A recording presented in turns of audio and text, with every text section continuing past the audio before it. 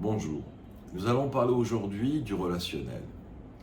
Le relationnel, par définition, aujourd'hui fait l'objet de 80%, peut-être un peu plus, des problèmes de mots AUX, MAUX de thérapie.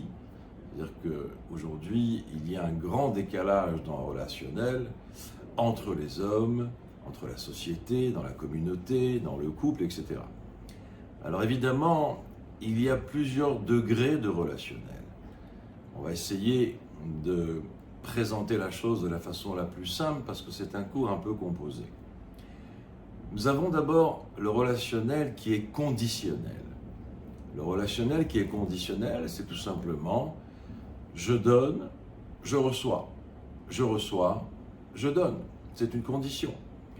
On peut citer comme exemple fondamental de relation conditionnelle, c'est la relation professionnelle.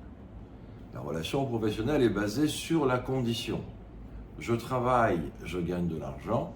Je ne travaille pas, je ne gagne pas d'argent. Donc évidemment, ici, il est très important d'être conscient du mode de relation. Par exemple, si j'attends d'une relation professionnelle un niveau de réciprocité, réciprocité, ça veut dire d'égal à égal, ça veut dire donner pas automatiquement pour recevoir, une relation à hauteur d'homme, une relation qui permet un équilibre dans l'égalité. Je ne peux pas, dans le professionnel, revendiquer une relation de réciprocité. Par exemple, je ne peux pas demander à mon patron, malgré que je n'ai pas travaillé 2 jours, de me les payer. Mon patron ne peut pas me demander de faire du volontariat. Tu vas travailler 2 jours sans que je te les paye. Donc, le niveau de réciprocité dans la relation professionnelle n'a pas lieu d'être. La relation professionnelle, par définition, c'est une relation qui est conditionnelle. À quoi se rapporte la relation dans la réciprocité? C'est la relation amicale. La relation amicale, personne n'est au-dessus de personne, ni le riche, ni le pauvre, ni le grand, ni le petit, etc. C'est la réciprocité. Réciprocité veut dire que nous sommes dans un niveau d'égalité totale. Et la réciprocité, ça veut dire que nous donnons. Nous avons une relation qui n'est pas dépendante d'une condition. Je peux donner sans attendre obligatoirement de recevoir. Je peux recevoir sans obligatoirement donner. C'est ce qu'on appelle la relation de réciprocité. Alors, celui qui mélangerait les départements, celui qui va avoir une relation amicale qui est conditionnelle, en vérité, il rentre dans un décalage. Je ne peux pas avoir une relation amicale en disant « je veux bien être ton ami » à condition que tu me donnes, que tu m'achètes, que tu me prêtes, etc., etc. Ce n'est pas possible d'avoir ce genre de relation. Comme on l'a dit juste avant, dans la profession, on ne peut pas revendiquer une action qui ne soit pas rémunérée. Donc elle est conditionnelle. Ma relation professionnelle est conditionnelle. Ma relation amicale, elle est dans la réciprocité. Ça, c'est évidemment, c'est la théorie la plus parfaite. On va voir que, justement, d'où viennent les décalages. Nous avons ensuite ce qu'on appelle la relation inconditionnelle. La relation inconditionnelle, par définition, c'est la relation parent-enfant. Il n'y a aucune condition à notre relation, à notre amour. Je ne peux pas dire qu'un parent va aimer moins son enfant parce que son enfant n'assume pas les espérances du parent. Alors peut-être qu'on aura moins d'apaisement, moins de satisfaction, mais au niveau de l'amour d'un parent vers son enfant, il est inconditionnel. Et la Torah nous dit que l'amour d'un enfant vers ses parents est aussi inconditionnel. Vous allez me dire, mais attendez, je connais plein de cas où ce n'est pas du tout la situation. L'enfant a une relation avec les parents qui n'est pas du tout inconditionnelle. Alors c'est vrai que extérieurement, il peut y avoir un décalage Oui, mon papa m'a pas donné d'argent, ma maman ne m'a pas donné de chaleur, donc la relation est un peu endommagée. Mais sachez une chose, qu'on évalue l'inconditionnel dans un moment de vérité. Ça veut dire quand il y a une situation extrême, où il peut y avoir peut-être danger de vie, ou une notion de sauver, une notion d'être présent dans des situations très difficiles, alors à ce moment-là va s'éveiller chez l'enfant, oui, le niveau inconditionnel d'aimer ses parents. Ça ne veut pas dire que la relation journalière du parent et de l'enfant, ou de l'enfant envers le parent, aura un caractère inconditionnel dévoilé. Pas du tout. Il est très possible qu'on n'arrive même pas à distinguer ce niveau de inconditionnel dans leur relation. Mais dans les moments de vérité, oui, on verra que l'inconditionnel va s'éveiller aussi bien des parents vers l'enfant que de l'enfant vers les parents. Donc, réfléchissons 30 secondes. Est-ce que je peux revendiquer une relation inconditionnelle dans ma profession? Évidemment que non. Je ne peux pas demander à mon patron qu'il ait un égard inconditionnel envers moi. Et moi, mon patron ne peut pas me demander que j'ai un regard inconditionnel envers ma profession. Est-ce que je peux avoir un regard inconditionnel dans mon amitié? Non plus. C'est pas possible. On n'a pas une amitié de caractère inconditionnel. Il y a une amitié de caractère réciprocité, dans une réciprocité, mais pas dans un stade inconditionnel. L'inconditionnel, pour l'instant, on va parler justement que parent-enfant, enfant-parent. Donc, jusqu'à présent, on peut d'ores et déjà comprendre les décalages qu'il peut y avoir dans la perception des hommes, parce que pour une raison ou pour une autre, quelqu'un va avoir une relation avec son enfant conditionnelle. Je t'aime à condition que tu me donnes, et dans ces cas-là, on rentre dans un décalage. Quelqu'un va revendiquer une relation amicale inconditionnelle, et là aussi il va y avoir un décalage. Et on peut comme ça interchanger les titres de conditionnel, réciprocité et inconditionnel entre les différents départements. Et c'est ce qui apporte en vérité le déséquilibre dans le relationnel. Alors évidemment, il y a le niveau de relationnel dans un couple.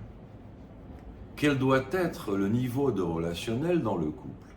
La Torah nous dit qu'il n'y a que dans le couple qu'on peut retrouver les trois autres titres. Ça veut dire dans le couple, on peut retrouver une relation conditionnelle, une relation dans la réciprocité et une relation inconditionnelle. Comment fait-on cela? Comment on va comprendre ce sujet-là? Il est clair que dans un couple, si l'un ou l'autre n'assume pas une responsabilité de base, sera aussi un caractère conditionnel. Il est clair que dans un couple, il faut qu'il y ait une forme de relation dans la réciprocité, c'est-à-dire dans l'égalité totale, de manière à ce que chacun puisse s'épanouir. Ne pas réussir sur le compte de l'autre, ne pas s'épanouir sur le compte de l'autre, mais aussi ne pas exiger en retour un mouvement, tendre la main, aider, complimenter, épauler et attendre en retour quelque chose. La réciprocité, c'est de ne pas attendre en retour. Le dernier niveau qui est le plus difficile, évidemment, dans le couple, c'est la relation inconditionnelle. Qu'est-ce que ça veut dire la relation inconditionnelle? Ça veut dire qu'on aime sans condition. Je vais vous donner un exemple. Bien souvent, les gens peuvent se dire « je t'aime », mais en vérité, ce « je t'aime », il transparaît « j'aime ce que tu me donnes ». Ça veut dire « je ne t'aime pas automatiquement pour ce que tu es toi, mais pour ce que tu me donnes ». Donc là, on n'est pas du tout dans l'inconditionnel. L'inconditionnel, nos sages nous disent, pour toucher ce stade inconditionnel, il faut gérer des priorités dans la relation conjugale. L'inconditionnel dans le monde conjugal, c'est la priorité à l'esprit et au spirituel par rapport au physique. Celui qui est attaché au physique, aux valeurs matérielles, ne peut pas toucher à un stade inconditionnel dans la relation conjugale. Évidemment, ce n'est pas le lot de tout le monde, d'accord ? Il faudra beaucoup de travail, il faudra une élévation spirituelle, il faudra un objectif en commun de l'esprit, du spirituel, pour pouvoir mettre au deuxième ou peut-être au troisième degré la relation physique ou matérielle. En tout cas, le stade inconditionnel peut être aussi atteint dans le monde conjugal. Donc en réalité, le seul département qui peut conjuguer les trois niveaux de relation, c'est la relation conjugale.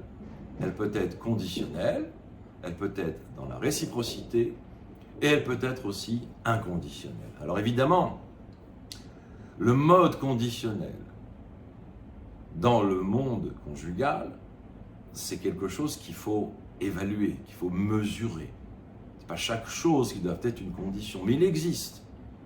Quelqu'un qui n'assume pas vraiment une responsabilité basique de respect ou d'assumer une responsabilité par rapport à subvenir aux besoins de la maison ou un égard, ça peut être une condition.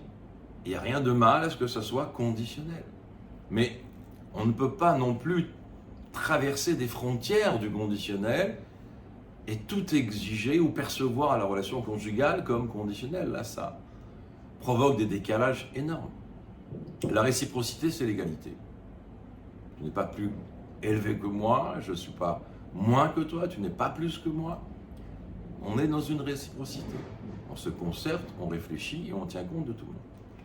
L'inconditionnel, comme je l'ai dit, c'est un niveau très élevé qui met en avant le spirituel et qui met en arrière le physique et le matériel. Donc, vous comprenez bien que dans tous ces départements, professionnels, amical, parent-enfant, enfant-parent ou conjugal, le mélange, ça veut dire l'espoir qu'on va avoir dans cette relation, si on mélange les titres, si on exige d'une relation un titre qui n'a rien à voir avec cette relation, parce qu'on peut être dans un état émotionnel à fleur de peau, on a subi des bouleversements, il y a des changements dans la vie d'un homme ou d'une femme, à ce moment-là, il peut y avoir peut-être des exigences qui ne vont pas être en coordination avec le type de relation.